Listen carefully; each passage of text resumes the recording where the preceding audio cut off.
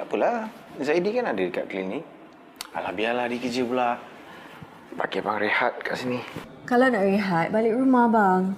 Lagipun, Aida ada. Dia boleh hantarkan Mia balik. Rumah dia kan dekat dengan rumah mak. Tak naklah abang balik rumah. Bukannya sayang ada dekat rumah.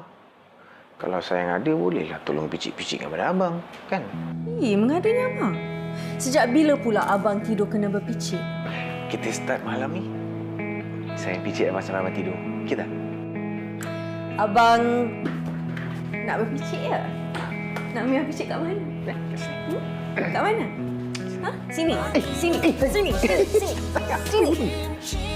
Cakap cepat. Kenapa lepas lunch abang terus duduk kat sini?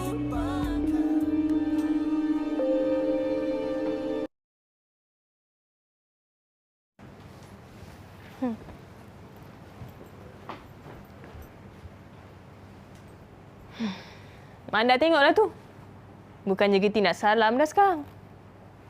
Kau hajar ikut perangai sama je macam ibu dia. Nat, takkan dengan Alisa pun nak gaduh. Elok je perangai dia. Ibu ayah dia dah didik.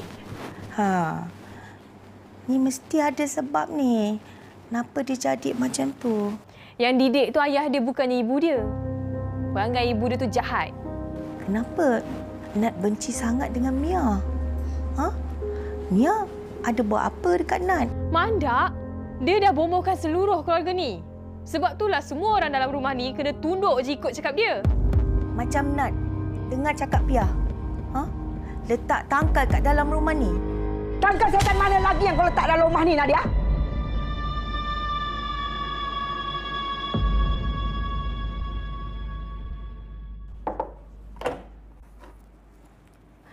Puan Mia, dokumen Dr. Adam tertinggal.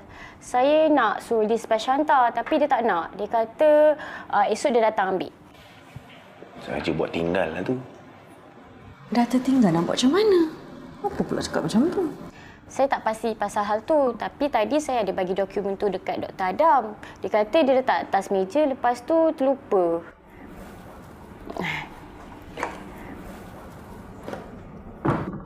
Mbak, saja buat lupa. Mia dah tahu dah kenapa abang duduk sini. Apa kata lepas ni kita share je office? Baguslah idea tu sayang. Tapi kan sebenarnya idea yang terbaik adalah sayang berhenti kerja. Bagus juga idea tu. Brilliant. Good idea.